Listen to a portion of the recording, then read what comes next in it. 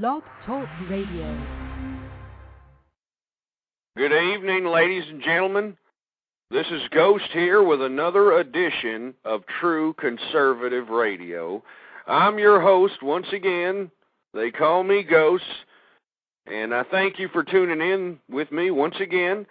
Let me tell you something, folks. We are having great numbers with this show, and once again, I can't thank you enough for listening to me and bringing me into your computer and into your home and that sort of thing. So whether you like me, whether you hate me, I just appreciate you listening to me. So keep on doing it, and I'll keep on doing whatever I'm doing. So anyway, folks, it's a lazy Sunday. I tell you this right now. Unfortunately, there was no football there was some basketball on that was kind of amusing, but it's just been kind of a lazy day today, and hopefully everyone out there has had a pleasant Sunday afternoon.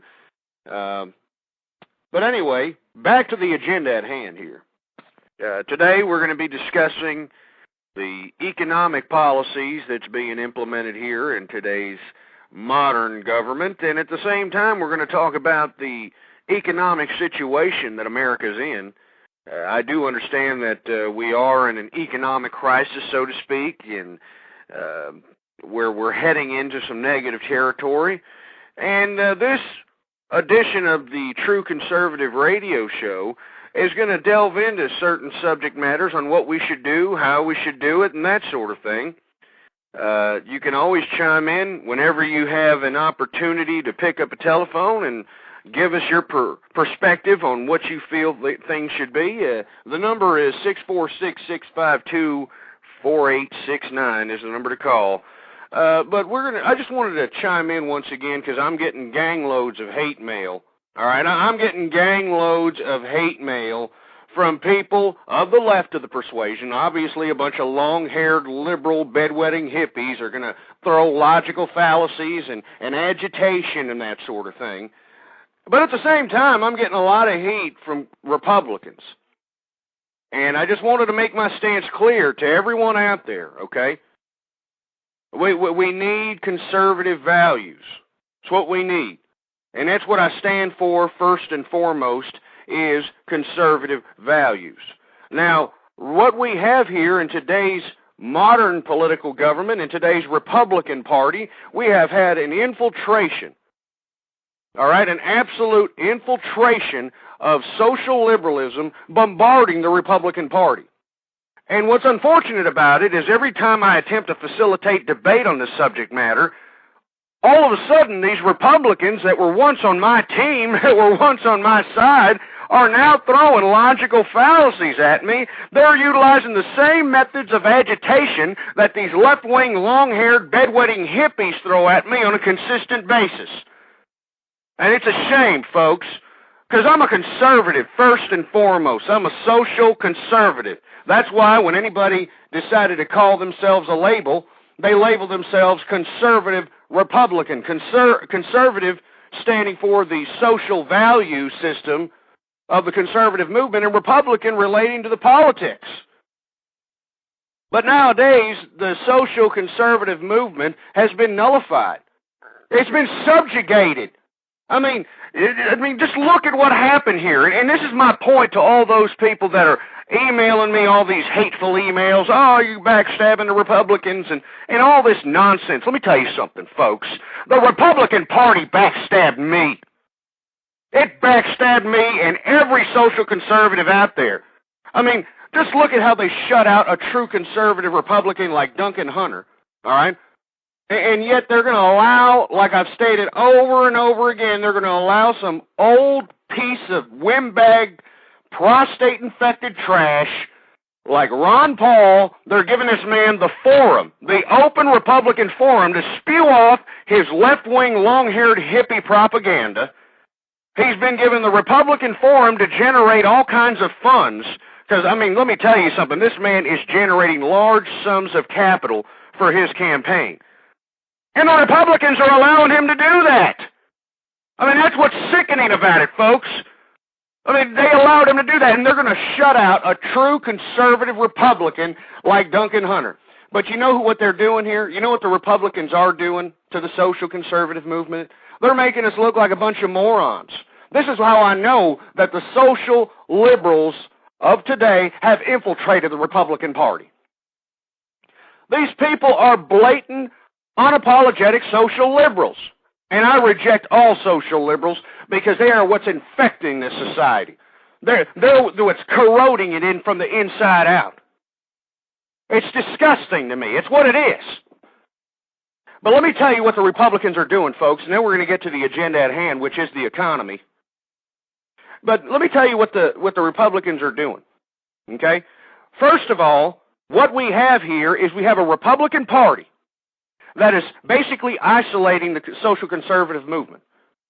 And how they're doing that is they're utilizing a complete theocratic moron in Mike Huckabee, okay?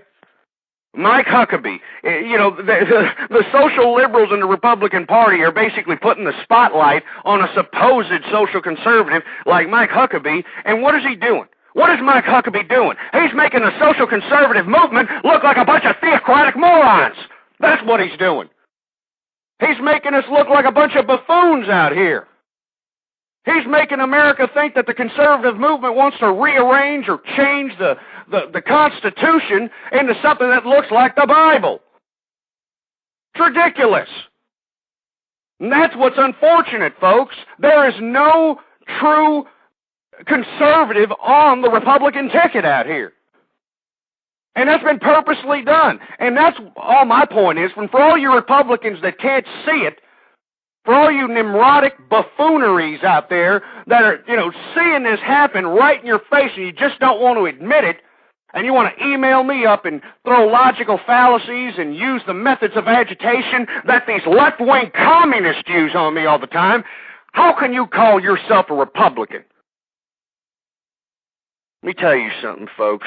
These people out here that are calling themselves Republicans, that are unapologetic social liberals, these people have infiltrated the party.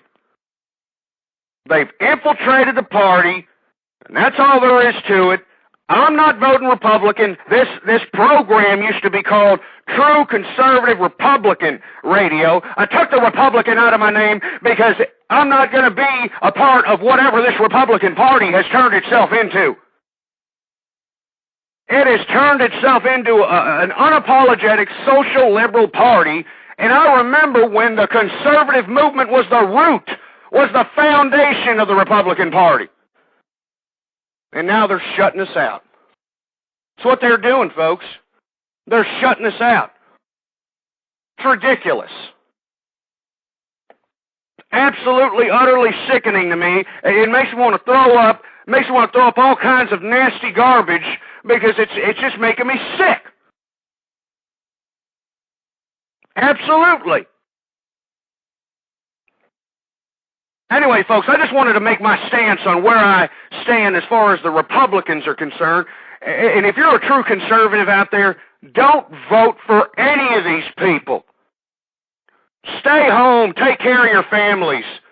All right? I mean, don't vote for any of these people. All these people on the left and the right, as far as the presidential campaign is concerned, it's the same crap, different plate.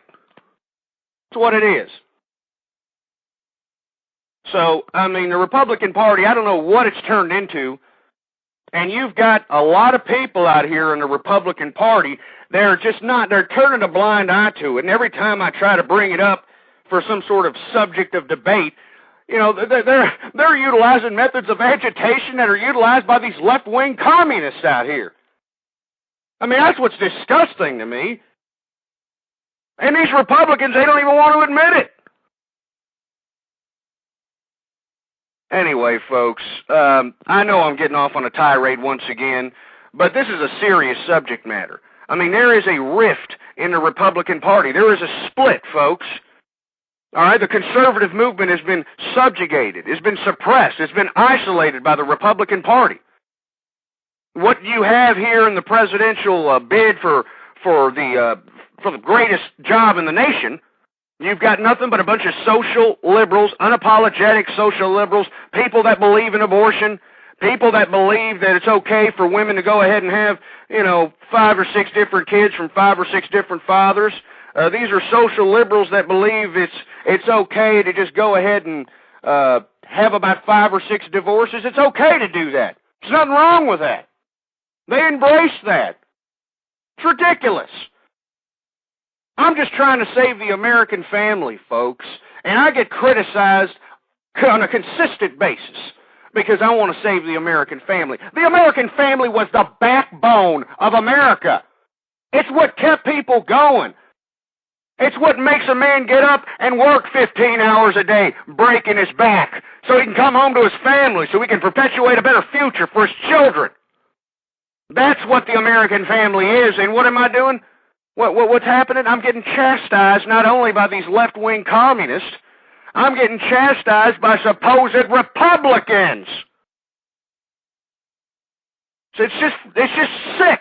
It's sick, man. Anyway, I'm sorry I'm going off on a tirade here. It's a 2-hour show. It's a 2-hour show. I'm just going to spend a couple of more minutes on this subject matter because I'm a man that is just completely pissed off, if you will. I hate to be so abrasive about it, but I'm pretty pissed off that the Republican Party has left me. It's left me. I mean, it just embraced social liberals, and that's all there is to it. And what they're basically saying to every Republican that's out there, you're just going to have to eat this crap and take it and like it. That's what they're telling me. That's what they're showing me here. They're saying, look, this is what you got. You're either going to be a Republican and oblige yourself to social liberalism, or you're going to go and vote for some theocratic piece of Nimrodic buffoonery trash like Mike Huckleberry, or Huckabee, or Tackleberry, or whatever his fruity-ass name is. He's making us look like a bunch of Nimrods. That's what he is. I mean, that's why he's being utilized by these social liberals in the Republican Party, because they want the conservative movement suppressed. They want to suppress. Why do you think they're putting a spotlight on Mike Huckabee, or Barry, or whatever his name is? Why? Why is that? Because they are trying to nullify us, folks, and don't let these damn Republicans do that. Just don't let them do that. We got to get together. The conservative movement needs to make an effort to come together, and we need to elect people at the grassroots level. That means in your city government, your state government, the Congress, and the Senate. That's the only way we're going to take back power and be recognized once again. I mean, there's a rift in the Republican Party, folks, and if there's nothing we can do about it, we can bring back the conservative movement via the elections in the Congress and the Senate. It's the only thing that we can do. Only thing we can do. And if we don't do anything about it, if we just, continue to sit back and play with our pecker shafts and not do a damn thing about it, well, we might as well go ahead and bow down to a communist regime out here. That's what we're going to do. We might as well all embrace communism. I mean, that's the whole point of America, is to provide civil discourse so we can understand each other, so we can come to a middle ground, that sort of thing. And what the Republican Party is doing, it's saying you're going to have to eat this crap, and you're going to have to like it. And I don't like it, and that's why I am not voting for any of these presidential candidates out here. I am not voting for them. They're social liberals. I bet you these people would perform abortions on a daily basis if they could get away with it. And I'm not going to do it. I am not going to just submit to social liberalism. I'm not going to do it. I'm not like these other sheeple, these damn sheeple out here that are basically bombarded with propaganda, and because they have absolutely no common sense, no kind of cognitive reasoning, because they have nothing going for themselves, they're blinded by the propaganda. They're just blinded by the propaganda. There's no reasoning with them. That's why most of the time, whenever you hear a long-haired, bedwetting hippie call my show, what are they going to do? I mean, I'm in the chat room right now, folks, and if you're listening to me on another part of the Internet and you want to get to this chat room, you can get to it at blogtalkradio.com/ghost. That's GHOST. Click into the chat room, and you're going to see left-wing agitation up in here. You'll also see Republicans pointing the finger and trying to chastise me as well in here. It's ridiculous. It's ridiculous and sick, and there needs to be something done about it, and I am appealing to all my fellow conservatives out there who listen to this show, who listen to this show faithfully. I thank you. But we need to come together, folks, and we need to bring back the conservative movement. That's the only way. We got to do it at a grassroots level. We got to elect conservatives to the local, however you run your city. We need to elect them there. We need to elect them in the state government. We need to elect them in the Congress. We need to elect them in the Senate. We need to elect conservatives, social conservatives, proven conservatives, not a bunch of social liberals that want women to have about 5 or 6 different kids from 5 or 6 different fathers. None of that garbage. Absolutely not. Anyway, I'm sorry, folks, if I sound a little angry. Everybody always emails me that, all the conservatives that are out there listening. You sound angry, Ghost. I mean, of course I'm angry. I'm angry because the Republican Party has left me. It's left me. It's horrible. Anyway, folks, you can give me a call. 646-652-4869 is the number to call. We're going to segue right into what we're going to talk about this evening, and we're going to talk about the economy, because I know that's on a concern in everyone's mind. We all want to know if we're going to be able to support ourselves.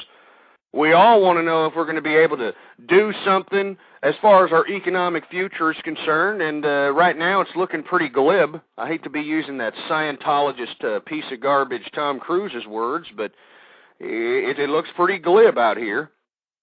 And we're going to just talk about it. We're going to have different viewpoints. I encourage you to call in if you think that you have a remedy to the situation.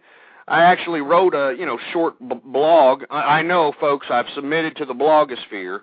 I've talked a lot of trash about the blogosphere, but the only reason that I'm utilizing the blogosphere is because the social liberals that have infected our Republican Party have utilized it correctly to manipulate the Republican people. But anyway, back to the economy. I wrote a short little blog on it, and you can get to my blog, by the way, at conservativeghost.blogspot.com. That's conservative ghost, all one word. All one word. And like I was stating previous, we're going to talk about the economy here. Where should it go? What should we do? Right now, unfortunately, I have to disagree with the president. And you folks know that I think George W. Bush is the greatest American president in American history. But I think what George W. Bush is doing with this economic stimulus package, I think that it goes against the grain of everything that I was going to say it goes against the grain of what Republicans believe in, but I don't know what in the blue hell Republicans believe anymore. I don't know what they believe anymore. But anyway, we're going to be talking about the economy and where it's going to go from here. I think that George W. Bush is absolutely wrong to pass this economic stimulus package. I think this is borderline socialism. And I don't understand why he would do such a thing. So I calculated, okay? I calculated a little bit and said, well, why is Bush doing this? Why is he basically giving out like socialist handouts? Hey, here's $600. Go out. Go spend something. And I thought about it a little bit, and I was thinking, wait a minute, I know what he's doing. He's playing politics. He's playing politics. That's what he's doing. I mean, George W. Bush, and look, folks, I still think he's a great president. He is the greatest president in my view. But as far as his economic stimulus package is concerned, it's borderline socialism. I mean, are you kidding me? And I'll tell you why he's doing it. He's doing it as a political strategy. I mean, the political strategy is he's about to leave office. He's got a little bit over, 320 days, something like that. He's got a little over 320 days left, and he doesn't want the economy to break down while he's still in office. This is purely political. Even though the man had nothing to do with any of this ridiculous subprime mortgage crisis or any of the economic woes that are happening in our current society, he doesn't want to be known as the president who left a bad economy. So what is he doing? He's implemented a socialist, a stimulus package that's borderline socialist. All right, he's given free handouts to people so they can go out and do whatever they want to do with it. As a matter of fact, I was in a chat room recently, and one of these liberal longhairs, was trying to throw it in my face that, hey, your boy Bush is giving me $600, and I'm going to go out and smoke weed with it. I'm going to buy drugs and prostitutes and whatever he was saying. I disagree with it, folks. I think it should be shot down in the Senate or the Congress. I mean, I hope there's enough Republicans with enough intestinal and testicular fortitude to shut this socialist little economic stimulus package down. It needs to be shot down. Shot down. And hold on, I gotta take a few calls here. Let me just go ahead and ban some piece of trash from my room who's promoting their ridiculous show because they can't get any numbers. And I don't blame them. But anyway, like I stated, I don't appreciate what George W. Bush has done. I think he's borderline socialist when it comes to this economic stimulus package. I think that we need to go a completely different direction. A completely different direction. And that's what I think on that. Anyway, we're going to take a few calls here. 520 area code. You're on the air. Yes. How are you this evening? Besides a little upset. Well, I'm a little upset because my party's left me, sir. Yeah. I agree with you too. We're back to that scenario, the lesser of two evils, and I'm afraid that if we just look the other way, we might end up with someone like Obama for president. But talking about the social stimulus package, when I first heard about it, hey, I got excited for about 5 or 10 minutes. Oh boy, $1,600. And then I thought, what am I going to do with $1,600? I'm just going to spend it on whatever, pay a bill, whatever. And then I thought about it for a minute, and I says, well, who's going to pay for it?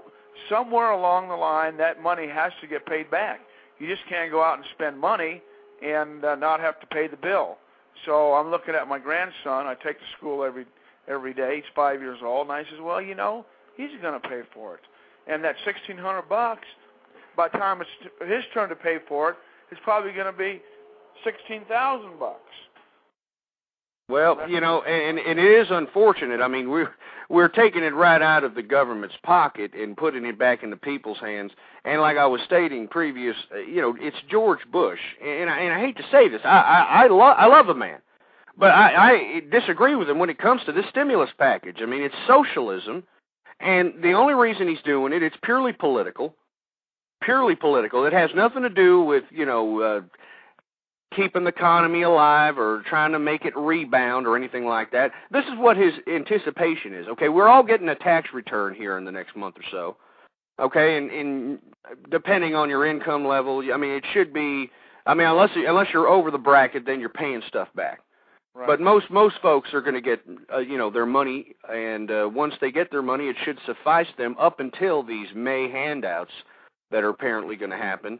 And once that happens, that'll relay people over up until the summer.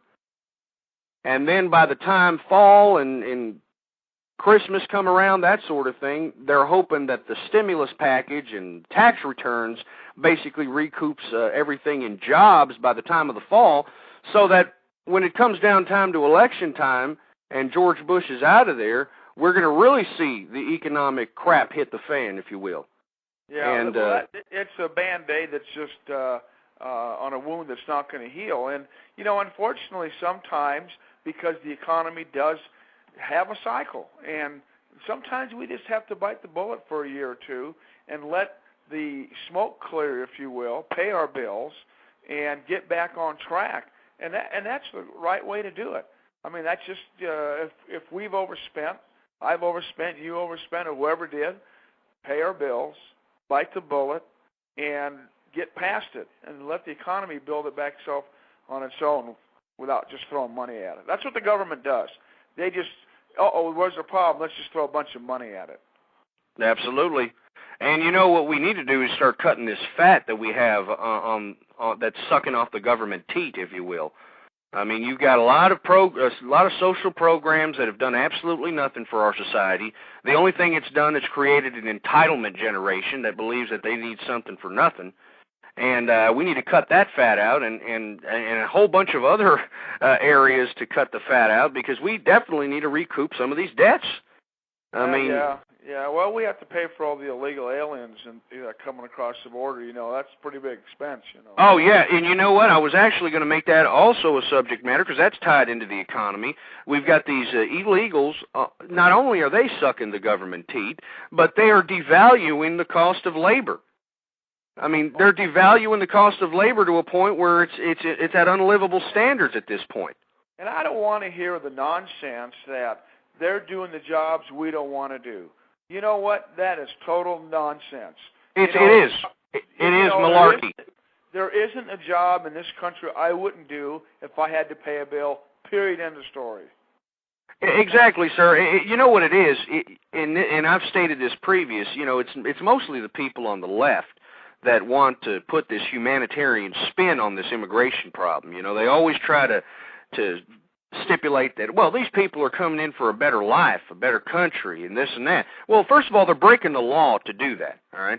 I mean, they can get in line with all the other 100 million people that are waiting. There's a list of 100 million people waiting to get into this country. And because because they came in here illegally, what, we're supposed to reward them for that? Well, you see, here's the spin on that.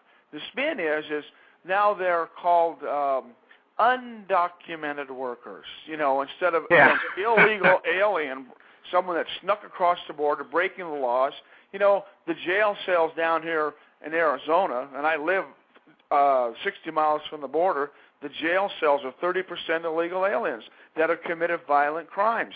So not only do we have to pay $30, $40 grand a year to house them in our jails, you know, we have to pay for their children and their wives that they brought down here for free school and social things, that the people that actually need them, that deserve them, because you know there is a need and a purpose for social services. There are people, good Americans, that have hit the low road and they need help to get back on the high road. But how can that happen when the illegals are stealing all our money?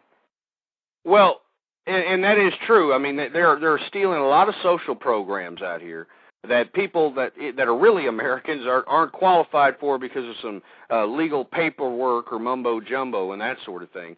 But the bottom line is not only are they draining our pocketbook when it comes to the government, but at the same time, I mean, they're devaluing the cost of labor, which I think is really what's impacting our economy. I mean, I've talked to people in California that were basically bricklayers, and what was it, maybe about 1997.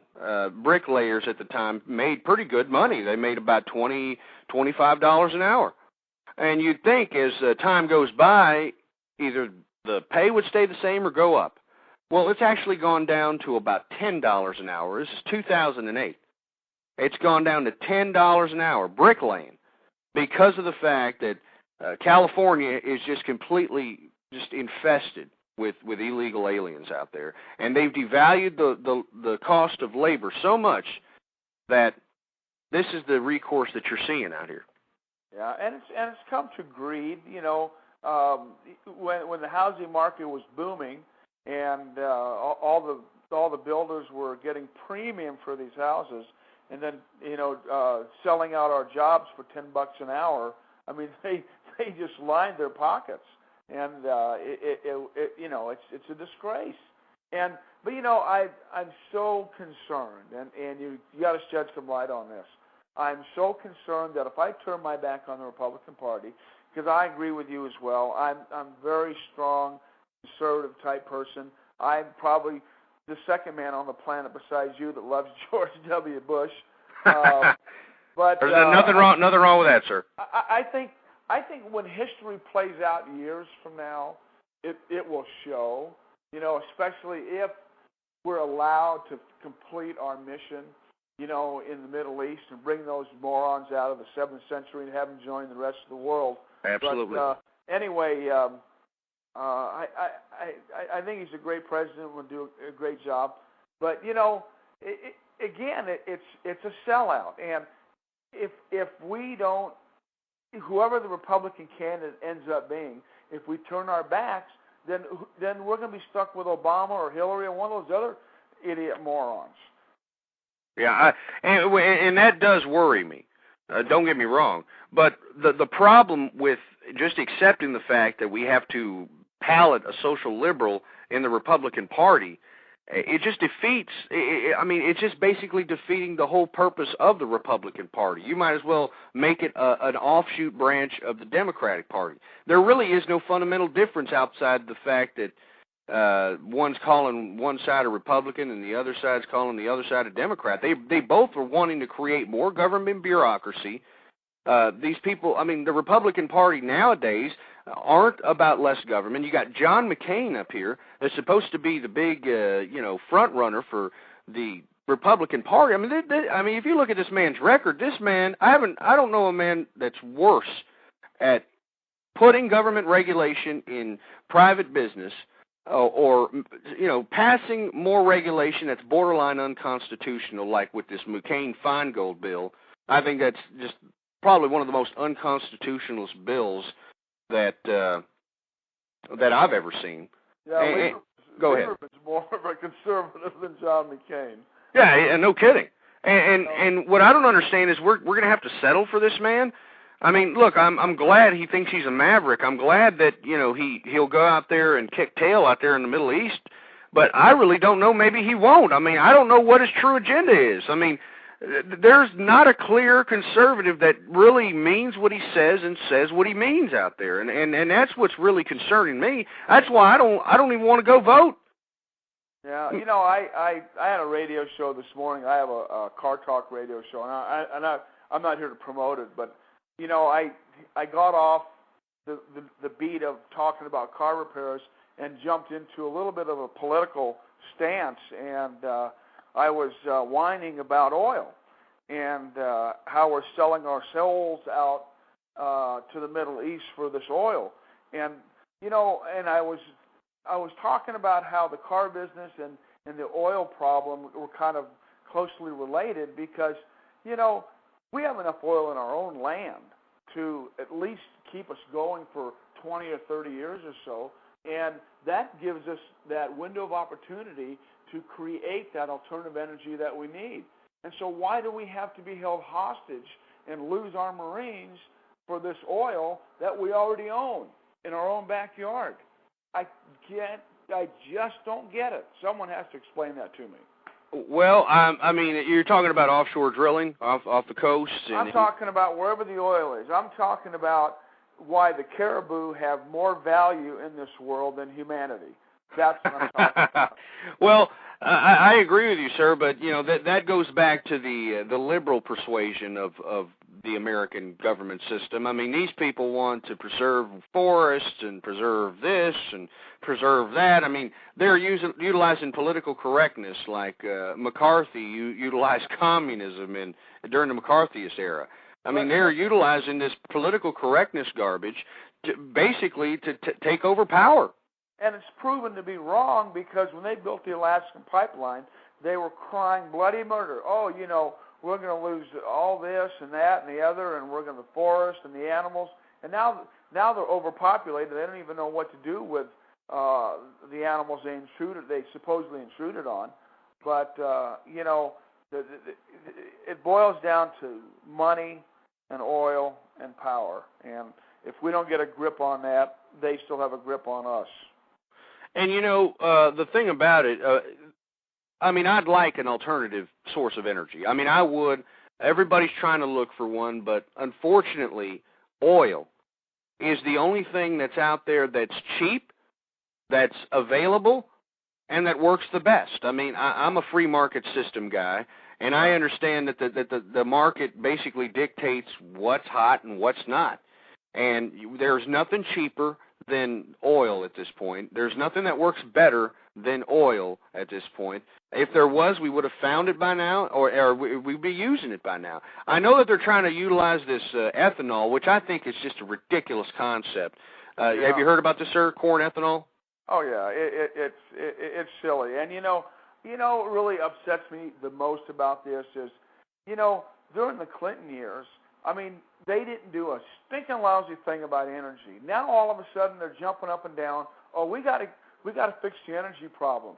Well, you had 8 years of doing it, and you did absolutely nothing about it. Now all of a sudden you want to do something about it? No way. I don't buy into that for 1 minute. And I don't buy into it either. I mean, what's unfortunate is that we're going to be stuck with oil for a long time as far as an energy source is concerned. Yes, right.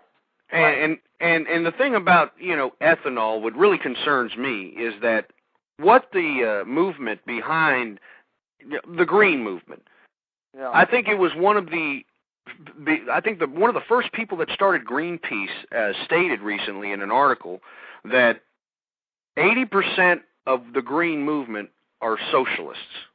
That's what they are. They're socialists. And the other 20% actually believe this green lifestyle is somewhat of a religion. I mean, and that's why you have a lot of these Nimrods out here that are supposedly, all green, earth-loving people. You have these people going out and paying more money for recycled goods. They're paying more money to be green acceptable. And what these people don't understand, especially when it comes to this corn ethanol, it's going to raise the price of corn just up the roof. I mean, there was a bunch of Mexicans in Mexico that were protesting because the price of corn, just by the little experimentation that we're doing with ethanol right now, is raising the price of corn. And these people in Mexico are protesting because they utilize that corn to make their tortillas. And it's becoming unprofitable for them to buy the corn that turns into flour to make their tortillas. And this was a big time protest. I thought it was kind of silly, but they actually have a point. Well, that was their staple, and you're right. It's amazing. But what's really interesting about the socialists, and I don't think they're even aware of it. They don't even get it, because what happens is, if it does become a socialist country, then they're going to lose they're going to lose their SUVs. They're not going to be driving those anymore. They're not going to be living in their fancy houses. They don't get it. They seem to think, well, everything's just going to be fine. Everyone's going to be happy. And the 47 million people that don't have health insurance are all going to have health insurance. But that 47 million is a lie. I mean, if you break down the numbers to the 47 million, it's not 47 million. There's probably, I'm going to be very conservative and say there's probably 12 to 15 million people that choose not to buy insurance. So now that 15 million is now called part of the 47 million. Then there's the illegal aliens. There are about 12 million of those. They call those people uninsured also. So now now we're up to 27 million. And the numbers, they steamroll from there. And there's not a single American in this country that will ever get denied health care for any reason. Well, they're talking about the cost of health care, and the reason that the cost of health care is going so high is because government funds more than 45% of it. That's why. Right. I mean, go ahead.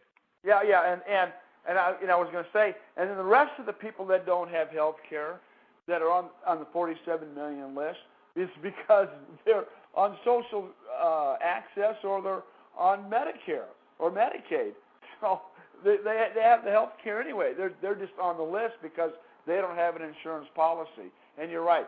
And the private sector has to play book games with the Medicare so they get properly reimbursed, because the doctors don't want to get half the price of the value of medical care that they get if someone comes in the door and pays cash, or an insurance company pays for it, because the Medicare system is so screwed up.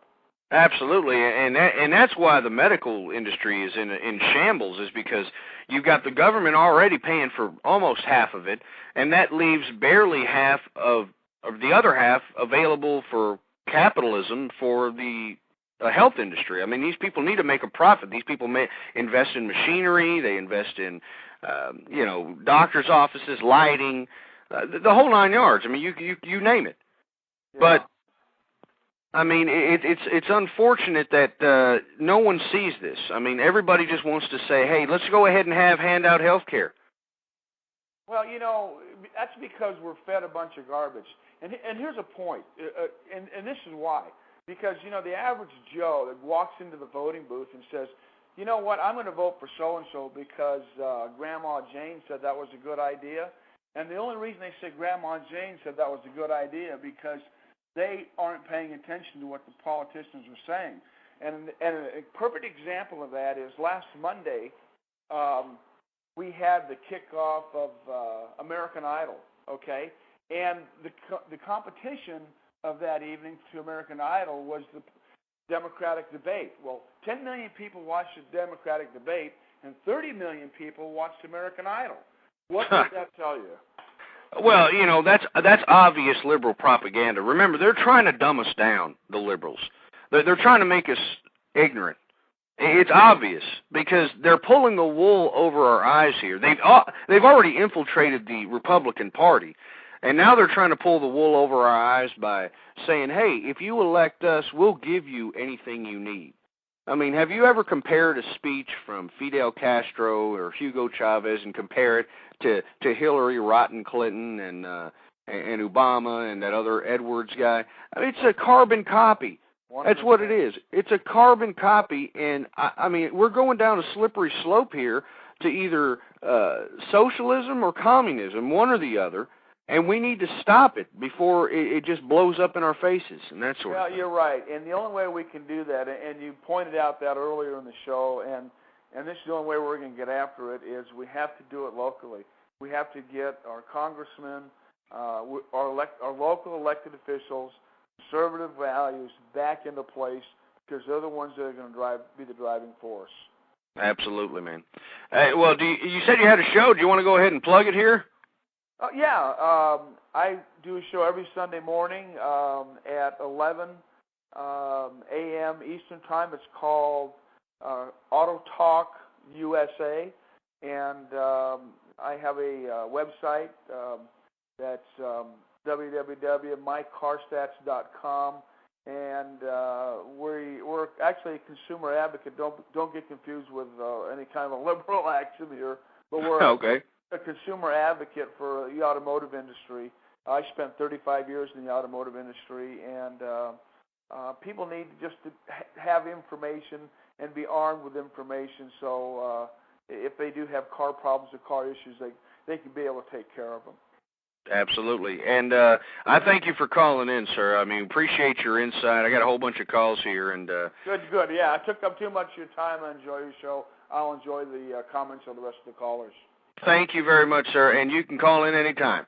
All right, thank you. You have a good one, sir. And what the caller was stipulating is that, we're in some definite financial trouble. There was a lot of factors involved with our financial situation, our economic situation. A lot of it can be attributed, a lot of it can be attributed to the illegal immigration problem. Because not only are these people milking our government system, they're milking our government system here, and yet they're getting programs, they're getting free housing, Medicare, everything. And there's a lot of Americans out here that, are below poverty level or at poverty level that can't get it because they don't qualify for it. And what I don't understand is how come these American people are getting denied things that are being accorded to the illegal alien? First of all, that's one reason. Second reason, the illegal immigrants are devaluing the cost of labor out here. All right? I mean, these people will literally work 15 hours a day for $3 an hour. I kid you not. How are you going to compete with that? It's bad enough that our manufacturing jobs have went offshore, and we have to compete on a world market on a manufacturing basis with communist China, who basically forces their people to work for about 15 cents an hour. We got to compete with that. But no, what's unfortunate here is that you can't compete. I mean, and this is what we need. We need a person that's going to go in there and recognize these problems. This is what I suggest to the next president. Next president needs to be an organizer out here. All right? I mean, he can't just sit around, thinking he knows what he's doing, trying to learn on the job or whatever the case might be. He can't do that. I mean, he can't do that at all. And we need somebody who's going to know what he's doing right from the get-go. And what the president should do, first of all, secure the borders. They need to get this illegal immigration problem down, all right? And I think that Fred Thompson, Duncan Hunter, they had some good ideas. I mean, the triple-layer fence Duncan Hunter had proposed, it's actually something he got started out there at the San Diego border going into Mexico. He pushed it. He got it passed. He got funding for it, and they actually had a triple-layer fence. But actually, when they built the second layer, they figured out that I think the immigration problem went down about 80%, so they didn't even bother building the third layer. And Fred Thompson, before he dropped out of the race in one of the debates, he suggested that the way we can stop illegal immigration from coming out here is we need to punish the sanctuary cities. And how do you punish the sanctuary cities? Well, you cut federal funding from these sanctuary cities. Just cut all federal funding and say, hey, look, the only thing that we're going to do is if you stop this sanctuary that you're giving these illegal aliens, then you'll get your funding back. But until then, you can continue trying to be Mr. Humanitarian of the Year, so you think, and you're going to have federal funding cut right from under you. And that, in my view, would reverse the process. I mean, instead of these cities becoming sanctuary cities, they'll actually be helping, getting these immigrants off the streets and back to their countries of origin. And the sooner we do that, the sooner the cost of labor is going to go up, the sooner the economy will rebound just a bit. But that's not the only problem. That's a big problem. Believe me, the immigration problem is a huge problem to our economic situation. Another big problem is this absolutely ridiculous 1973 World Trade Deal that we signed that makes it completely lopsided. That only makes it easier for countries to be the new headquarters of multinational corporations that began here in America. This 1973 trade deal is one of the worst deals of all time, and we need a president to go back to the World Trade Organization, go back to the negotiating table, and negotiate better deals out here. I mean, and the sooner we do that, the faster we're going to go up in our economy, in our economic situation. All right, we need to re-sign some world trade deals. We need to take care of the borders. We need to get all the illegal immigrants that are devaluing the cost of labor. We need to get them all out. But that's not all either. You see, another thing that happened here in the 90s, you remember the good old 90s? Oh, yeah, Bill Clinton, turning the Oval Office into the Oral Office and that sort of thing. Well, old Bill Clinton likes to take a lot of credit for the economy of that time. Remember that? Oh, yeah, Slick Willie, hey, you want me to tell you a story? I had the greatest economy of all time. Get the hell out of here, Bill. The bottom line is the reason the economy was so good at the time was because of the fact that we had innovation. Innovation. And what do I mean by innovation? The personal computer, the thing that you are listening to me on right now. It was the innovation of the personal computer. They made it consumer-driven, not just based on business, because prior to the 90s, the PC was basically marketed and sold strictly to businesses, unless you were in an affluent home. That's the only way you got a computer before. But it was the 1990s when the personal computer became a consumer good, and basically got into the homes of all kinds of people. That's when the economy started taking off, because the innovation of the personal computer, not only did it help the help the sales of the computers, the computer hard drives, computer CD-ROMs, everything that goes into the computer, monitors. I mean, we have the innovation of the internet, so modems, and then I remember, what was it? The ISDN. Remember that? That was the first. That was the first supposed broadband connection at 128K. And then you had the innovation of network systems and software and e-commerce and user-generated content. I mean, this big whole innovation just spawned from nothing. That's why the economy was so great. That's why the economy was so great. That's what I'm saying. It's ridiculous. And Slick Willie out here. Slick Willie out here will continue on and on and on to brag about how his economy was such the great economy. He was the father of the 90s and all this other nonsense. It's innovation. And we need a president. I don't care who's elected. I'm not voting for these social liberals that have hijacked the Republican Party. I'm not going to do it. I am not going to do it. So I'm just suggesting to whoever is the president, what they need to do, instead of throwing government money at people and calling it an economic stimulus package, what we need to do is we need a president to organize the greatest minds ever. The greatest minds ever. You know, all the innovators, the scientists, you know, everybody who has foresight and that sort of thing. We need to gather all these minds together and have the president gather them and say, look, we need innovation. We need you people to come together and figure out what's going to be the next innovation. What's going to be the next thing that puts us into the new millennium properly, economically. You know, find the need, and let's see what we need to do to fulfill that need. What's it going to be? And these minds at this convention are going to figure it out. You know, it's going to figure it out, and then they're going to tell the president, look, President, whoever the hell, we believe that the next innovation is going to be this, this, and this, all right? And the president's going to say, okay, thank you very much, you bunch of bookworms. Now, you know, go back in your holes and keep studying. And what he's going to do is he's going to gather all the fat cats, the big money people, gather them all together.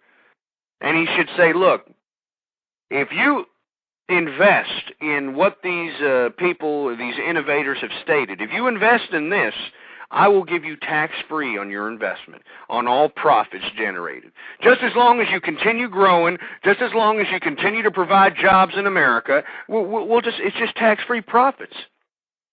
And I believe that'll spawn innovation like that. Let the free market take its course. I mean, we're not going to throw government money at it. I mean, look, I think George W. Bush is the greatest president in American history. But do I agree with the man and when it comes to this economic stimulus package? Absolutely not. This is borderline socialism, folks. I mean, this is exactly what the Democrats want to do. You know?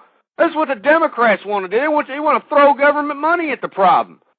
It's ridiculous.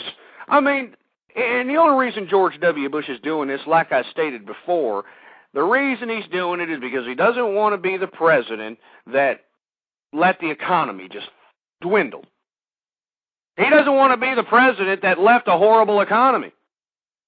So what does he do? He's throwing government money at the problem for an easy fix until he's out of the White House. And then it'll be somebody else's problem. And I think that's disgusting. And it's unfortunate that George W. Bush had to do this and semi-tarnish his legacy. It's a shame. I mean, we don't need an economic stimulus package that's going to come out the government's pocket. All right? I mean, we don't need that. What we need is a president that's going to organize and mobilize a better economy, who's going to give the right tax incentives to the right people to spawn job growth, who's going to take care of the border situation, who's going to kick out all these illegal immigrants, who's going to go and take the World Trade Organization back to the negotiating table to negotiate better deals. I mean, that's what it comes down to. I don't know. Maybe I'm off my rocker. Give me a call right now. 646-652-4869 is the number to call. I think it's a very simple solution. We start cutting off fat, too. We need to just start cutting the government fat. All these ridiculous social programs that have done absolutely nothing but just create an entitlement generation, they need to be cut off. All right? They need to be cut off. That's what it comes down to. All these social programs and these ridiculous government programs, need to cut them off. And I suggested something else a couple of shows ago. All right? I suggested this a couple of shows ago that we privatize education. I mean, let's just scrap education. I mean, look at all that. Look at all those taxes that is milking out of our hard-paying dollar. Look at all those taxes. And what is the public education system producing? Nothing but a bunch of retards. All right? Nothing but a bunch of ignorant pieces of buffoonery trash. That's what the public education system is producing. I mean, it's garbage. So, I mean, why are we continuing to throw government money at something that's producing nothing but garbage? We should just scrap it. Start from scratch. Let the market dictate something. I think that'll spawn some economic stimulus. Let's privatize education. Instead of taking the money out of the people's hands and put it in these ridiculous administrators and these superintendents and these pathetic teachers. All right, and let me tell you something. I got a lot of email after that show from all these dumbass teachers that are sitting over here calling me the great Satan because oh my God, I can't believe you said that about teachers. I said it, and I'll say it again. All right? I'll say it again. You teachers are the root of the problem out here. All you do is you organize yourselves around some dumbass union. You strong-arm the government into giving you about 50 G's a year, and you do a piss-poor job. And basically what you're doing is babysitting because you're not teaching our children. I mean, if you were teaching our children, the youth would have a little bit more intellectual curiosity at this point. But they don't. Most kids that come out of public school are dumber than a doornail. It's stupid. It's absolutely disgusting. And you want credit for this, teachers? Huh? You want credit for this? Oh, you don't know what it's like to be a teacher. I know what it's like to be a teacher. You just have to teach the children. That's your job. But no, you're a bureaucrat. All you teachers are. You're bureaucrats that could care less if a kid gets a scholarship to Harvard or is flipping burgers at the local burger boy. You don't care. You don't care if a kid is going to have a wealthy life and have a successful life, or a kid ends up on the streets in a puddle of his own blood and piss, sipping a cheap bottle of hooch. You don't care, you teachers, and don't try to make me believe that you do. Stop trying to fool everybody that you do. That's the only way you get funding, is by pulling on the heartstrings of America. That's what you teachers do. You pull on the heartstrings of America, and what happens? You get your pay raised. And we're just throwing money, dollar after dollar at this problem, and what is it doing? It's not producing a good student. It's producing a bunch of buffoons. It's disgusting. It's absolutely, utterly disgusting. And of course, I'm getting berated in my own chat room, probably by some Nimrod who's married to a teacher. His wife is probably saying, "Are you going to let him talk about teachers that way?" So he's flapping his fat fingers on the keyboard. "Oh, Ghost, I can't believe you, boy." Shut your mouth, all right? All right, shut your mouth. And if you want to get to this chat room, like I stated, I know a lot of people who listen to me online at a variety of different locations. You can get to the chat room, blogtalkradio.com/ghost. That's GHOST. Come on inside and look at these people in the chat room that are just spewing off nothing but a bunch of logical fallacies. They got a Kentucky Fried Chicken grease thumb up their anal passage because that's the only gratification they're going to get out of life, because all they can do is just spit out a bunch of logical fallacies with no substance, no type of debate whatsoever. It's ridiculous. These people are agitating because they know I'm telling the truth. They know I'm telling the truth. I mean, we have an economic problem, folks. And I think that the more we cut the fat, the more we do what we have to do, the better. And it's disgusting. It's just absolutely disgusting. 646-652-4869. Give me a call. I mean, if you think you've got a better remedy to the problem, I'd be more than happy to hear you out. But I think that we need to take care of this border situation. We need to take all these illegal immigrants that are lowering the cost of labor. We need to kick them out of the country. We need to go back to the World Trade negotiating table and negotiate a better deal for America than the one that was signed in 1973 that only helped perpetuate manufacturing jobs out of the country. We need to have a president who's going to stimulate the economy by natural economic means, not by injecting the country with a bunch of government money. I mean, that's socialist, what this president is doing and what the Congress is doing. This is socialism. I mean, America's about freedom. We're not about socialism. We're not about handouts. We're about the free market society. We're about the American dream. I mean, the more and more I keep growing up here in America, the more and more I'm seeing it turn out to be a damn communist state. I mean, it's disgusting. Anyway, 646-652-4869. I just don't know where I'm living anymore, folks. I mean, I thought I was living in America. You know, I thought I was a Republican. I don't know what the hell's going on out here. I don't know what in the blue hell is going on. Look, I don't mind having left-wing, long-haired liberal hippies, talking garbage, spreading logical fallacies, spreading a bunch of four-letter words about me. I don't care. I really don't. But when it comes to these Republicans out here that are spewing logical fallacies at me, by the way, that are using the same methods of agitation, excuse me, I'm losing my voice here. I'm getting pissed. I'm pissed off, folks. I mean, I don't understand why no more Republicans can acknowledge this problem. And I'm losing my voice because I can't believe that the Republican Party is allowing this liberalism, this infestation of liberalism. I just can't believe it. I mean, listen to me, folks. This is not somebody who's just getting on a high horse because I got a big blog or something. Like most of these people that are calling themselves Republicans, but they know that they're a bunch of social liberals.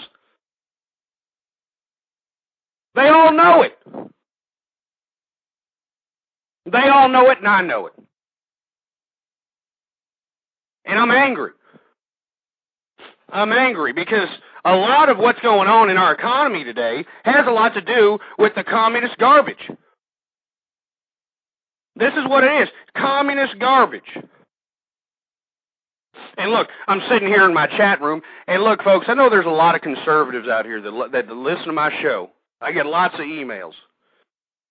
And I know that you're intimidated to come into the chat room because you have a lot of people from the left that like to utilize the method of agitation, spread all kinds of four-letter words, personal attacks, and I understand that. But you just have to see, you just have to see the amount of garbage I get spewed on this chat room. Here I got some idiot by the name of 50 and retired.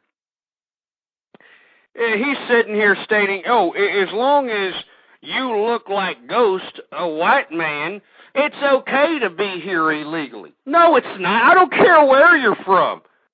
I don't give a damn where you're from. I don't care if you're an English tea-drinking piece of garbage. I don't care if you're an Irish sauerkraut-eating piece of trash. I don't care if you're a camel-riding Arab. I don't care where you're from. If you're not here legally, get the hell out of the country. So don't sit here and give me this garbage. Don't give me this garbage. If you're here illegally, get the hell out of here. You're devaluing the cost of labor. These poor people in America, and I'm talking about the real American people who have ancestry in America, who have they have spilt blood for this country. These are the people that I'm talking about. These are the people that I'm talking. These are the people that I worry about, and I don't care what color they are. All right? I don't care if they're Mexican. I don't care if they're black. Hey, if you're an American, I would die for you because you're a part of my country. Just like all the other patriots that are out there in Iraq and Afghanistan, dying for your freedom, for your country. And you see, I got this buffoon in here, 50 and retired, is what he's calling himself, trying to, throw more logical fallacies at me with no substance. Let me tell you something there, 50 and retired. By sitting here and spewing off all these logical fallacies, you're spitting on our troops. That's what you're doing. You would rather take care of an illegal alien who broke the law to get into this country. You'd rather take care of him than a soldier, than somebody who actually spilled blood for this country. It's ridiculous. And then we wonder why we have so much problem in America. See, it goes back to social conservatism, folks. And I hate to keep bringing this back up, but we need it. We need to bring it back. All right, we need to bring it back. Okay, because if you look at the chat room here, you got 50 and retired, and other people in here agitating. Utilizing the methods of agitation, which was invented by the communists, by the way. They're utilizing the methods of agitation. There's no type of civil discourse, all right? And haven't you noticed when it comes to the left, and it doesn't matter what you brand yourself as, most of the people in the left nowadays, they're starting to use all kinds of different labels. Oh, well, I'm a Democrat, I'm a moderate, I'm a progressive. I mean, they changed their names like dirty, crappy underwear because they're ashamed of being on the left, and I don't blame them. I mean, you have to be an absolute buffoonery that has submitted yourself to countless amounts of propaganda to call yourself or to oblige yourself to the left of the persuasion. I mean, because what is the left of the persuasion? It's a spin. They put a spin on everything. The people on the left, they put a spin on this immigration problem. And what spin do they put? Oh, it's humanitarian. Oh, they're just coming into the country to get a better life. That's what they're doing. You can't hurt these people. It's ridiculous. I'm going to tell you what the left wants, folks, and why they want more and more illegal immigrants coming into this country. I'll tell you why. The left wants to make a permanent underclass. All right, there's already like 20 million people in this country illegally, and let me tell you something, they'd want more if they could. They would want more. That's why most of the sanctuary cities in America are of the left of the political persuasion. They want to create a permanent underclass so they can appease these people with entitlement programs and social programs so they can buy their vote. So that these illegal immigrants that keep getting these entitlements and subsidies by the Democrats or people on the left, they're going to continue to vote for the left generation after generation. This is what it is. This is what it is. This is the left for you, folks. I mean, if you don't believe me, take a look at what they're doing to each other in the Democratic race. Look at what they're doing. They're throwing our country back 50 years in race relations. Why? Why are they doing that?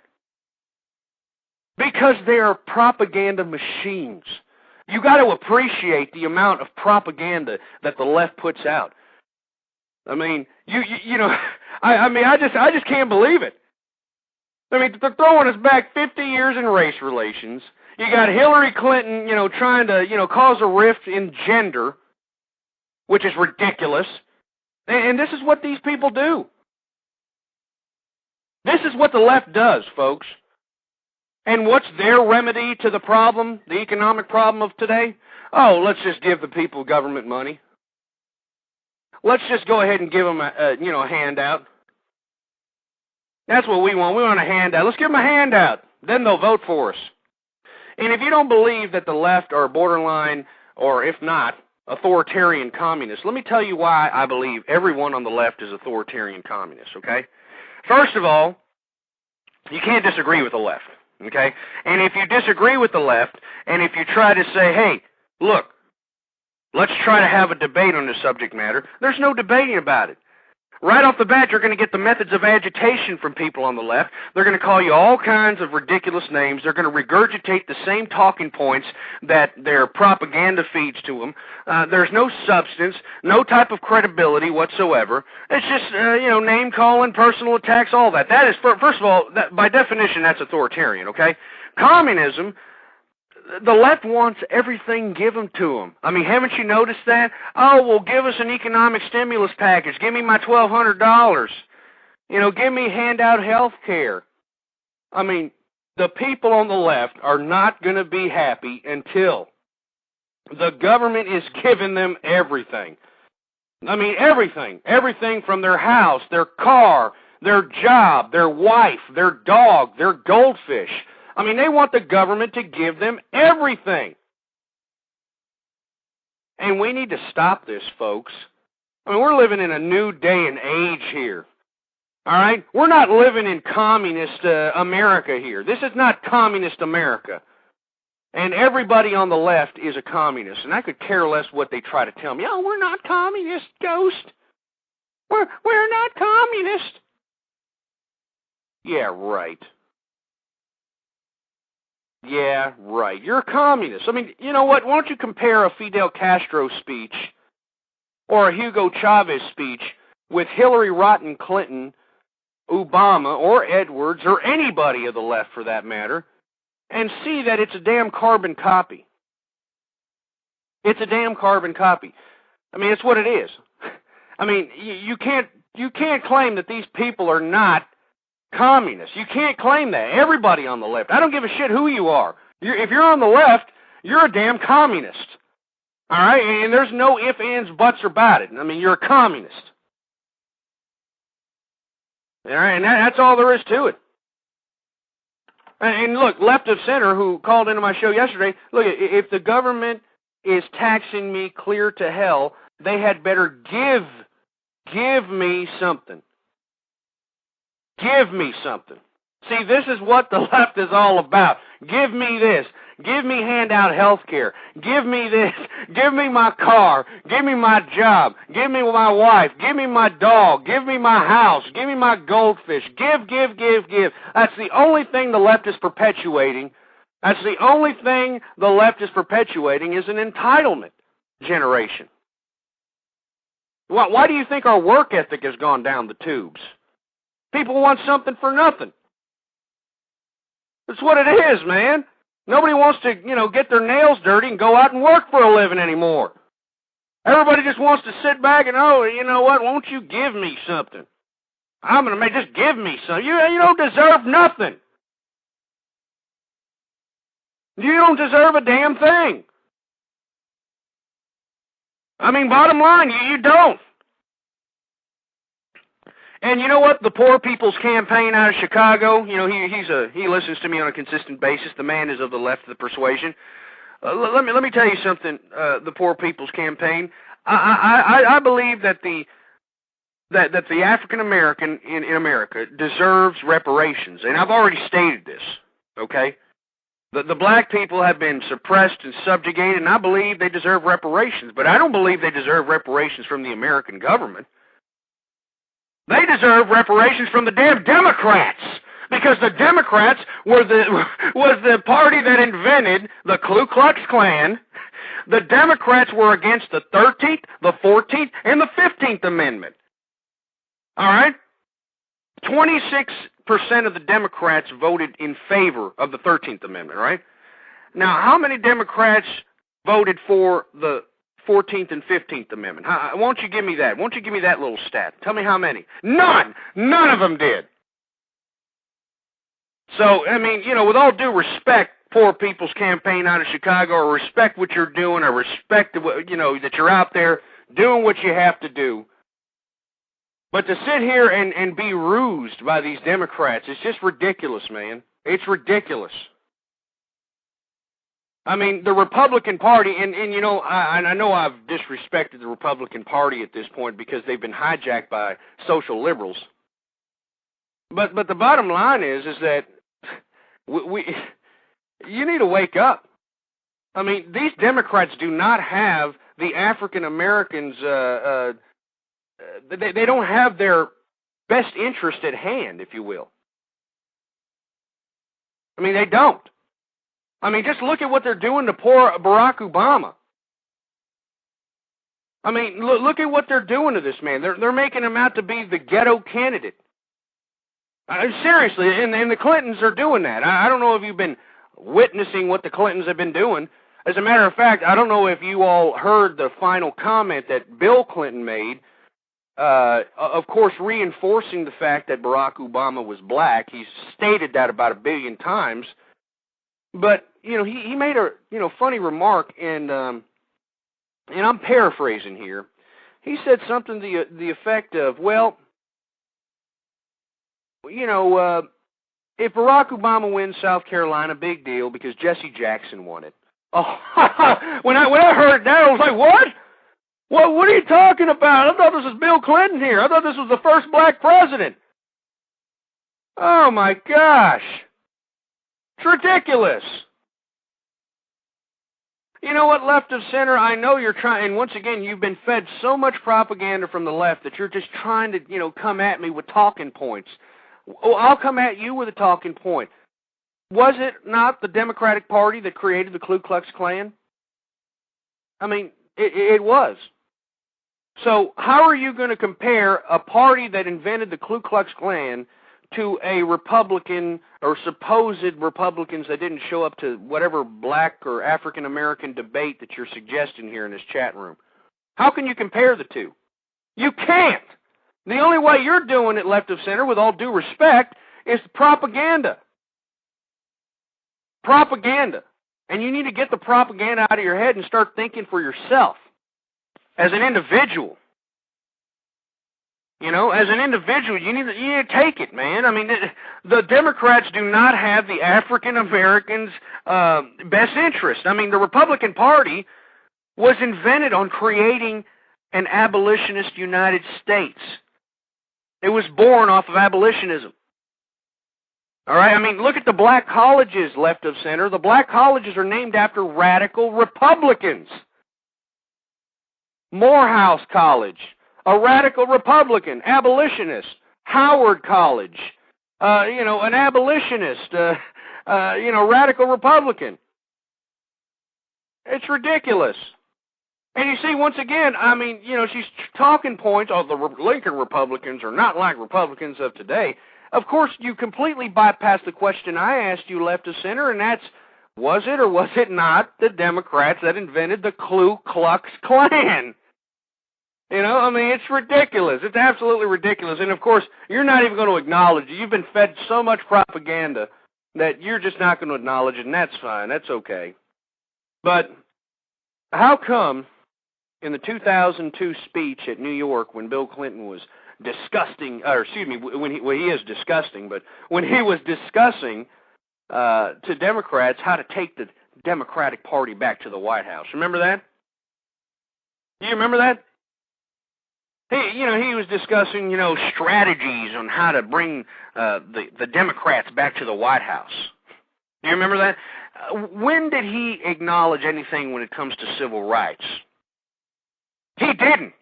When did he, in that speech, when it comes to, strategies to getting back the White House and bringing back the Democratic Party into victory, when did he say anything about African Americans? He didn't say a damn thing about them. You know what he did say something about? To take back the White House, he says that we need to put more money in neighborhoods and communities outside of America. He also stated that there needs to be an emphasis on civil rights, but he didn't say about anything about African Americans. He said it about gays. It's about gays. And you see, left of center, you are so anesthetized with propaganda, you don't even know that the Republicans had a bill, or attempted to pass a bill, to make the Ku Klux Klan illegal. I mean, you see, you are so anesthetized with liberal propaganda, you don't even know your history. You don't even know the history of the party. And this is what I'm talking about, folks, when it comes to people from the left. They don't know what they're talking about. All they're doing is spewing off stuff they heard on TV, or what some idiot liberal told them. They don't know the history around everything. They don't know. And I have a bunch of supposed progressives that come in here. Like, oh, I'm with the progressive liberal party. Well, it depends on what progressive you're talking about. There's a lot of different definitions to progressive, but I mean, the thing about it is that it was a liberal progressive by the name of Woodrow Wilson. And I hate to keep bringing up the race thing, but I have a lot of African Americans in my chat room, a lot of African Americans who listen to me. And I just think it's a shame that these poor people have been fed so much propaganda from the left that they don't even know that the wool is being pulled over their eyes. Anyway, it was Woodrow Wilson, a liberal, by the way, one of the most liberal presidents of all time. This was the man that actually signed into law separate water fountains for black people and white people, separate restrooms for black people and white people. I mean, this is the liberals, folks. I mean, you need to read the history here. Don't listen to the propaganda. Just read it for yourself. Just read it for yourself. And stop listening to what somebody tells you and actually do some reading on the subject matter.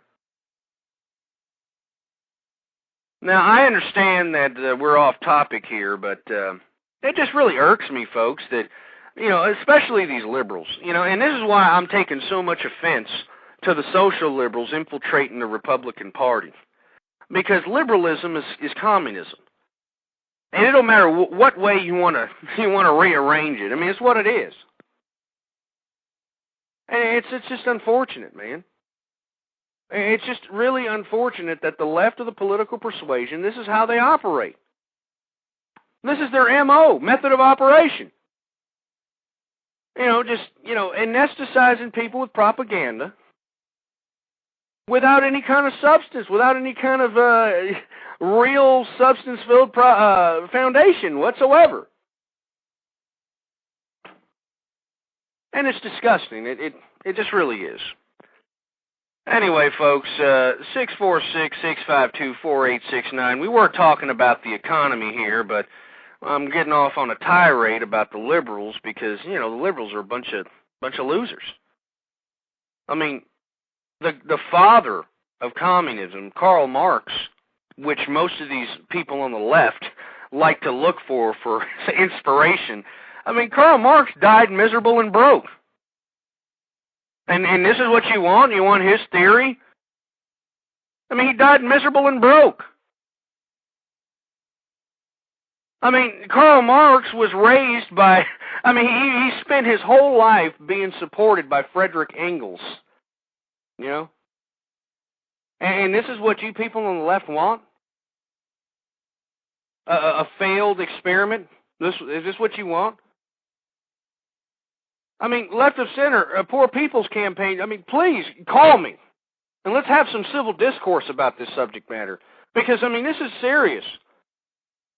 And what's unfortunate is I don't understand why you people can't see what's going on around you. Liberal people don't see it. They don't want to see it. They're so fed with propaganda, they don't care to see it. They're appeased with the fact that liberals will give them things, Oh, let me give you a handout. Let me give you handout health care. Let me give you this. Let me give you that. And I don't understand it. I really don't understand what's going on here. Anyway, sorry to go off on a tirade. We're actually talking a little bit about the economy. But we went off on a different subject matter, because I hate liberals, folks. I mean, I despise liberals. I mean, these people want to subjugate us all into a communist society, handout society. They want the government to give us everything. And I don't. Anyway, 570 area code, you're on the air. This is Left of Center. How are you? How are you this evening? Sorry, I know I'm a little angry here, but I mean, You're always angry. why are you left of center? How about that? Let's start off with that. I'm left of center because I am not a conservative. Point blank. Period. I'm not. Okay, well, conservatives, that's a moral value system, but why are you left of center? Because I'm not a conservative. I'm a Democrat. I'm a proud Democrat. Why? I cannot say I disagree with everything the Republicans and the right says, because I don't. You know, I want safety just like everybody else. I want a good economy just like everybody else. I want the United States to prosper just like everybody else. But I guess we just disagree on how to get there. Well, no, but do I think all Republicans or do I think all conservatives are pieces of shit? No, not at all. No, I'm asking you, why are you left of center? Why? What is it that makes you left of the political persuasion? Because I'm a social liberal. I am. I believe gay people should be able to marry if they want to. I don't think it hurts anybody. I'm a liberal through and through. You know. I understand. So it's gay marriage. That's the. Just about everything you said on this show, I'm the opposite. Basically. So you're against saving the American family. You're against, getting the economy on the right track. So you want government to give us these handouts and everything. Absolutely not. I believe in saving the American family, but I don't believe the only way to save an American family, or I don't believe the only way to save family is to say only a man and a woman can get married. Men and women, and if you disagree, of course, let me know. But I think have a crucified marriage, and it's almost like, okay, well, we can get married, but you can't. But we have the highest divorce rate in the world. If you look at CNN or Fox News or any other news channel. No, we don't. As a matter of fact, we don't. We have any other news channel. No. Well, let me correct you on that. We do not have the highest divorce rate in the world. We're actually fairly low in the Western world because of the fact we still have a conservative base out here. I mean, Australia has 75% divorce rate because liberalism is run rampant out there. You've got Germany with 70% divorce rate because liberalism is run rampant. Okay. Well, then, like I said last night, let's just go back to the medieval times when they didn't have divorces and none of these things happened. It's like you have to have progress in the world. Now, you don't agree with the type of progress that we made. If that's the case, we would have never had the printing press. We wouldn't be writing on paper. We still You're comparing innovation with humanity, and that's a logical fallacy. With all due respect, look, I'm not saying let's go back to the Dark Ages over here or the Middle Ages or whatever you're suggesting. I'm just saying that. You're thinking this social evolution or whatever you just suggested, you think that this is something good? I mean, you think women having multiple children from multiple different fathers and not being married is a good thing? No, I do not think that's a good thing. I don't think that's a liberal or I don't think that's a conservative issue. I think that's a human issue. And for anything that is logical to say it's a conservative thing, I think is illogical. How is it do not have a lock on anything that's good and right in this world, and everything that's crappy and messed up is liberal. I have to totally disagree with that. Well, I mean, once again, I mean, I'm asking you a question. Well, if it's not a good thing, women having multiple children from multiple different fathers, and men too, I mean, if it's not a good thing, well then, what is a good thing? What is a good thing? A good thing is a stable home for a child. That's a good thing. Whether that's two men, two women, a man and a woman, a stable home. If you have crappy people doing quote unquote good things, if you have a fucked up man and a fucked up woman having a kid, okay, it's a man and a woman, but these are two monsters. So how does this make this? How does a man and a woman make it? How is that any better than two men and two women? If you keep bringing up the two men, two women thing. Is that like a? What I'm just saying is, I'm saying awful people do awful things. So it doesn't matter if they're conservative people doing crappy things. Ted Haggard, the the preacher of the life, whatever, True Life, New Life Church or whatever, was Well, smoking he's a piece of trash. He was I mean, look. smoking meth and getting blowjobs from a male prostitute. But he is But you see now, you know morality. what you're doing here is you're throwing up talking points once again. Now, look, do I agree with these imbeciles that have made asses out of the conservative movement? No, I don't. As a matter of fact, everybody in the conservative movement chastised these idiots because they got what they deserve. I mean, Larry Craig is a piece of trash. As far as I'm concerned, he should be thrown out on his ass into the nearest bathroom across the street from where he's serving today. I mean, you know, and these are just very isolated incidences that the left is using to basically discredit the conservative movement. And I think that's disgusting because, to be honest with you, I mean, the conservative movement just wants to save the American family. I mean, you know, that's all there is to it. Now that we have this absolute we're just anesthetized with liberalism and feminism. Well, let me ask you this then. I mean, well, then, in my opinion, from what you're describing, to me, sounds like Islam.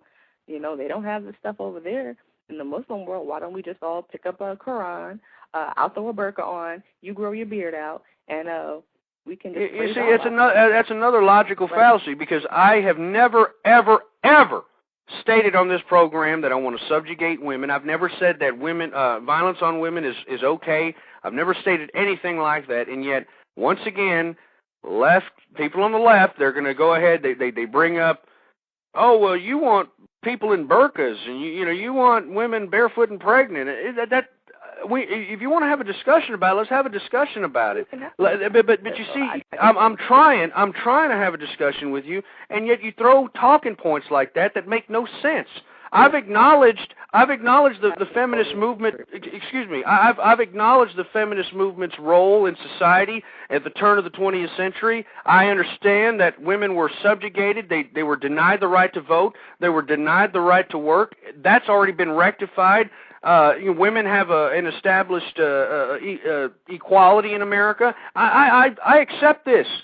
All I'm stating is that women nowadays are utilizing this so-called disguise of woman liberation to basically emasculate the American male, and at the same time, it has turned them into subliminal prostitutes. All right? And if you don't believe me, do you listen to hip-hop, ma'am? Once in a while. Okay, Beyonce Knowles, okay, a perfect example of what I'm talking about. Okay, she's supposed to be Miss Woman Power, and I'm a survivor, and all this garbage, right? And yet, do you listen to her music? You can, if you pay my bills, if you pay my telephone bills, maybe we can chill. I mean, this is subliminal prostitution here, and this is the epitome of the feminist movement, and that's been my point all along, but every time I try to facilitate a debate on that subject matter, everybody's calling me a Taliban member or something ridiculous like that. Now, can you not acknowledge that this is happening? I don't think you're a Taliban member, but there's just absolutely no way I can agree with what you're saying. I'm not asking you to agree with what I'm saying. I'm just asking you to acknowledge the fact that there's a social problem in America. I mean, that's perpetuating not only single-parent families as the social norm, but and this goes back to my feminist views. I just believe that feminism, the culmination of feminism, is what you see today. I mean, look at these women that are so-called liberated out here. Britney Spears. What's happening with Britney Spears? I mean, that's a perfect example of the culmination of feminism. Look at, Winehouse or whatever that crackhead's name is. So women should just, I'm not saying be barefoot and pregnant, but they should be married. If they have children, they should No, I'm not saying all women have to be married. I'm just saying if you're not going to be married, don't have children. I mean, that's all I'm saying. In a perfect world, okay, that's a pretty good notion to have in a perfect world. But this is the year 2007. This isn't the year 1937. This isn't the 1800s. Ma'am, this phenomenon has happened here within the past 35 to 40 years. All right, this social acceptance of females just having 4 or 5 different children from 4 or 5 different fathers. This has become the social norm here within the past 40 years. I mean, you're making it seem as if this has been happening for about the past 150. It hasn't.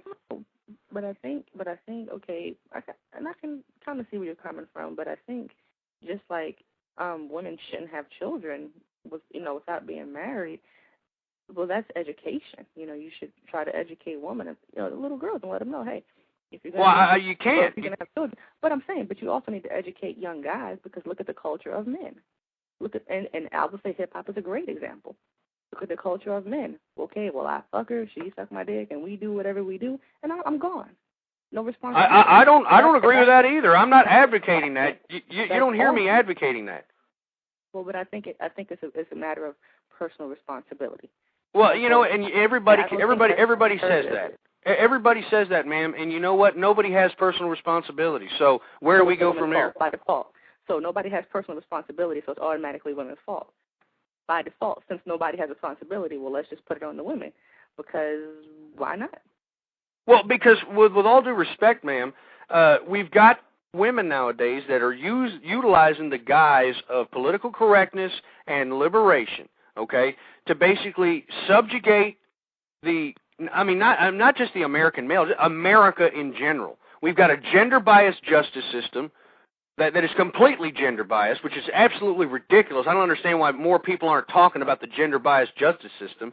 I mean, you have a woman out here, Deborah LaFave, some blonde-headed bimbo that, taught middle school kids and decided that, she was good enough so she can go ahead and screw a 13-year-old kid. And did they send her to jail for statutory rape? No, absolutely not. They gave her probation. They absolutely should have, and that's not a liberal thing. She should have gone to jail. If a guy would have done it, his ass would be locked up for God knows how many years. For 20 years, and rightfully so. I just think that they need to lock her up. But not only that, not only did she do that, she had a probation violation. And what did she do? She was talking sexual perversion with other children, like under the age of 18. And this happened about 3 or 4 weeks ago. And did she go to jail after that? Absolutely not.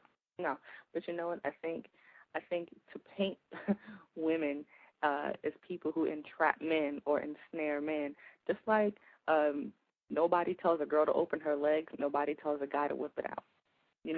And once again, ma'am, with all due respect, he needs to keep it in his pants. There's consequences for everything you do. There's consequences for her, the woman actually having the child, and there's consequences for the guy who wants to hit it and quit it. Well, with all due respect, ma'am, like I stated yesterday, a woman. Okay, a man is in ever pursuit of woman, okay? And if a woman allows herself to be penetrated, all right? If a guy allows himself to be sloppy and not careful, then there are consequences. It's like if a woman allows herself to be penetrated, you run the risk of becoming pregnant. And if a guy allows himself to be careful, if you want to think with your dick, go ahead and think with your dick. But let's not let these guys off the hook. It's like we shouldn't let the women off the hook. Guys aren't getting left off the hook, man. They're not. It takes 2 people to have a baby, and to say that just because he thinks with his dick, it's not an excuse. Just because he's always in pursuit of a woman, it's not an excuse. That is not. I'm not giving anybody an excuse. All I'm simply stating is that, first of all, women allow men to penetrate them, okay? Mm-hmm. Now, if they're going to, and if it's unwilling, it's rape, and rightfully so, and they go to jail, okay? So, by that definition, if a man allows a woman allows a man to penetrate her, I think that she bears more responsibility in theory than the man. But at the same time, I'm not saying that he should be let off scot-free. I think men that, are sexually promiscuous and do things of that nature are despicable as well. But what I'm saying is that you've got women now. And this gender-biased system that we have is only perpetuating the problem. Especially our entitlement system. We're actually rewarding women that are dumping off 5 or 6 kids in society from 5 or 6 different fathers. We're rewarding them with these entitlements. Does a man get an entitlement when he has a child? Absolutely not. Well, then, and that's just something I always never really understood. For people to be so pro-life, people will fight tooth and nail to make sure a woman never has an abortion. But as soon as she has the kid, it's like, well, your problem. Deal with it. Exactly. Well, it is your problem. That came off of you.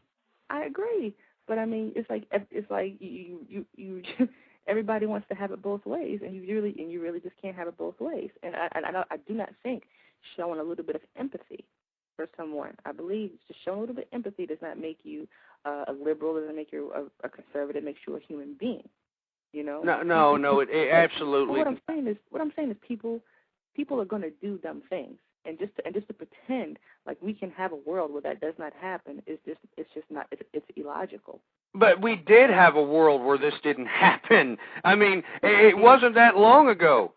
How many years ago was this? It was like 40 years ago. 40 years ago. 40 years ago. Just like 40 years ago, the people weren't running airplanes into buildings 40 years ago. But you know what? It happened. So what do? We deal with it. We adapt to deal with it. We can sit here and talk about. No, you see, we didn't adapt to anything. We didn't adapt to anything. We submitted to the propaganda by liberals and feminists. We've submitted to it and just accepted it. Are we not in Iraq? Are we or are we not in Iraq? What does that have to do with what we're talking about now? Then we're adapting. We're adapting to the world it was brought to us. So we're adapting. So I mean, you see, here you go again. You're jumping around subject matters. What I'm saying is, we can talk about the way things used to be. We can talk about it all day long. I can talk about how slavery used to be in the United States, but you know what? It's not anymore. And I'm over it. Yeah, thanks to the Republicans. Thanks to the Republicans, by the way. Okay, thanks to the Republicans, it's not anymore. Okay? But I can talk about that all day long, but I'll hear, well, you know what? You weren't even alive when slavery was going on. So, what, you know what I'm saying? Hey, I think African Americans deserve reparations, man. I mean, it happened a long time ago. We have moved on. The country has moved on. If I'm the only one living in the past, then I'm not going to adapt well to this country. Things happened. The Great Depression happened. The Middle Ages happened. But we've moved on. And we can talk about but you have to learn. You have to learn from history, all right? And the empirical absolutely. And the empirical evidence shows that what's happening in society today, the social norms in society today, if you look back at Rome and at the time when it fell, and look at the social the social ramifications of why it fell, well, then you'll see why I'm so concerned about the social ills of society. Look at Greece. When the Greeks were ruling the world, look at what happened in their social populace during the time they fell. It looks a lot like what we're seeing today. And to sit here and just try to throw another humanitarian spin on it is just completely socially irresponsible. Well, all I can say is just going to have to agree to disagree, because I do not think progress is a bad thing. And what I may call progress, you may call social abnormal. I don't know what everything. What progress in the sense of, hey, it's liberation, so women can have 5 or 6 kids from 5 or 6 different fathers. It's okay. I mean, is that progress? I'm just asking. There's no reason to sigh about it. I'm just asking. You have men who have different baby mamas: black, white, Hispanic, Asian, And rightfully so. And we have a gender-biased justice system where the woman can go and get child support. So, I mean, it's not like the man's getting off scot-free. I hate when women tell me, oh, well, it's the man's fault. Well, fine, it's the man's fault, but the woman can go and get child support. So, I mean, it's a moot point. Because then you just say that, it's a woman allows a man to penetrate her, so it's a little bit more her. The responsibility falls on her. So yeah, why not? Why shouldn't she be able to go get support for this child? I'm not debating that she shouldn't. If he says, well, you know what, I'm done. I had fun. It was great. Bye. So she's just fuck her. Well, to be honest with you, I honestly believe that maybe we need to go back to that, because these women nowadays think we've created an entitlement situation with women using babies as money-making schemes. I mean, they're getting what is it, $2,000 a kid at the end of the year? I mean, a woman that's had 6 kids. Children. I'm sorry? I don't have children. So honestly, I really don't know. But I don't think, maybe, you call it entitlement, but maybe it's evening the playing field a little bit. Because, if there's no recourse, for a woman. If, when it comes down to it, a woman will either want to have the children, a man can't have children. So basically a guy, if he's a piece of shit, he's free to go sleep with whomever he wants to, and be gone. Well, I'm not advocating that either. What I'm saying is, if a woman has no recourse, you say, well, he's got to pay child support. Well, why shouldn't he? It is his child. Because, first of all, I would not mind if these people paid child support and that was the only support they were getting, but that's not the only support they're getting. These women, what they're doing, and let me tell you, I live in Texas, and it's very prevalent in Texas. I'm from Houston, okay? And let me tell you, I mean, you know, the whole Mike Jones and Paul Wall, I'm seeing it. I've seen it before it became popular, okay? What you're seeing out here are females literally having 6 or 7 children. I mean, literally, from different fathers. And what we have is a system that embraces that activity. Not only are they getting entitlements via Medicaid, subsidized housing, welfare, food stamps, anything else they can milk off the system, but they can go down to the Attorney General's office and get child support from each and every father that is fathering their children. And that means that's separate different incomes. That means, you know, separate different child support checks. We are encouraging this activity, and this goes back to my point about feminism. The reason that we have this activity being perpetuated is because feminism has basically asserted the pussification of America, and that's my opinion. Okay, well, you know, that's your opinion, but I think nothing happens unless somebody allows it to happen. You know, like you said, if a woman allows a man to penetrate her, she runs the risk of becoming pregnant. If a man penetrates a woman, he takes on the risk of becoming a father. You know, if you feel that men have been pussified by women, well, you know what? They allowed it to happen. And that's the way things, I mean, that's... They allowed it to happen. So you're acknowledging the fact that the feminist movement has emasculated America. I'm not, that's your opinion. And if that's the way you feel, then that's what was allowed to happen. Okay? I do not think it's an even playing field now. In 2007, it's not an even playing field. How is it not a level playing field? Please tell me. I believe women make less money than men. Women are, if in the workplace, if I'm an assertive woman in the workplace, then I'm a bitch and nobody wants to work for me. If a man is assertive in the workplace, then, you know, he's a good guy and he'll be a good boss. You know what I'm saying? I don't think so. There are many successful women. You know what? I work for Halliburton. You're from Houston. I'm sure you're familiar with Halliburton. Absolutely. Absolutely. I work for Halliburton. I'm not from Houston. I'm up by Philadelphia, but I work for Halliburton.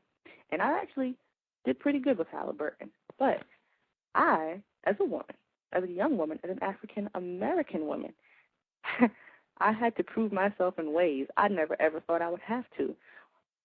Competing against, and if I'm coming across as ignorant, I do apologize, as a skull-chewing redneck who can't even pull his pants up properly. Here I am, educated. You know, I know what I'm doing. I know what I'm talking about.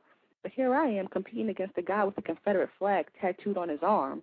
You know, his teeth are rotting out of his head because he has that skull stuff in his mouth. But here I am. I have to work twice as hard as this guy here. Now, okay, whatever. That's just the world we live in today. I accept that. And I understand that I need to be educated. I must be educated. Otherwise, if I want to work for a company like Halliburton, you know, I have to definitely be on top of my game. Otherwise, it's not going to work. So, I mean, it's not in some cases, I'll just say this. Maybe in some places it is a level playing field, but I'm going to say in more it's not. Well, I have to disagree with you on that because, first of all, it's not a level playing field because, you know, there are more women working today than there are men. You can look that up. Well, why is that? Because there's more women, period, in America. I mean, you know, women, there's more women in America. So is that our fault, too? No, I'm not saying it's anyone's fault. I'm just saying that, you know, to say it's a level playing field, I mean, yeah, it's a level playing field. I mean, for you to say it's not, I'm saying it is. I mean, a woman can do anything they want. I mean, literally now they can do anything they want. Now they're having 6 or 7 children with 6 or 7 different fathers, and it's okay. You know, women want to have an abortion after going to the bar and, you know, hooking up with a guy or the first thing that looks good in a leather jacket and having the abortion and going back to the club next week. That, you know, women do that all the time. So women having the freedom to do whatever they want is destroying America. Is that I mean, if I'm wrong, correct me, please, but it sounds to me like... No, I'm just saying women can do whatever they want. It's just that So you've got a feminist ideology that's perpetuating activity that is disguising women liberation and has turned women into subliminal prostitutes. So what kind of ideology should we have then? What you wanted to begin with when the feminist movement first came out, equality. But now it's not about equality anymore because, with all due respect, women are equal. Now they want complete and total domination. So up until women's suffrage, and I'm not even going to say that, up until, probably the 70s or the 80s, women were never on an equal footing with men on any respective level. So now that gap is closing, slowly but surely it is closing. Now that's wrong. How is no? that? It's not. It's been closed for a while already, okay, ma'am. well, The problem is that the women are trying to dominate everything. I mean, it's just a complete and total domination. I mean, they've already changed our laws. They've already changed our justice system. They've made it a gender-biased justice system. What's next? I mean, you got women perpetuating the subliminal prostitution. You've got women out here. I mean, you got men. Let's put it this way: you got men out here. They got $20,000 watches on their wrists. They got $50,000 cars. They've got $3,000 suits. Why is it? Is that to appease their own materialistic needs? No, it's because they want to attract a woman. Because Beyonce tells women that you can't talk to anybody unless they're going to pay your bills. Well, you know what that sounds to me? It sounds to me like these men are weak. It sounds to me like they need to get their heads out of their asses. And if they're so dominant and they want all this control, then it sounds to me like you're kind of well, once again, you're saying, if men are allowing this to happen, I'm sitting here trying to take a stand about it, and you're telling me that I'm wrong. Okay. So I mean, this is why men aren't taking a stand, because they've already been pussified. I mean, I've been married a long time. I mean, there's no way I'm going to be pussified because I know better. I'm not going to sit here and submit myself to some domination by the feminist movement because it's gone. It's ridiculous. It sounds to me like there's a maybe men need to have a gut check, I guess, if that's what you feel is happening in this country. And again, I have to disagree. I know some very, very strong men. I think being a strong man doesn't equate to when you speak women tremble or anything like of that nature. But I think the idea of equality is, I don't think you feel that it can be equal. I think you feel maybe it has to be a 51-49 somewhere. It can't be a 50-50. All I'm saying is if a woman's going to have children, she needs to raise her children. If she's going to get married, she needs to be a wife.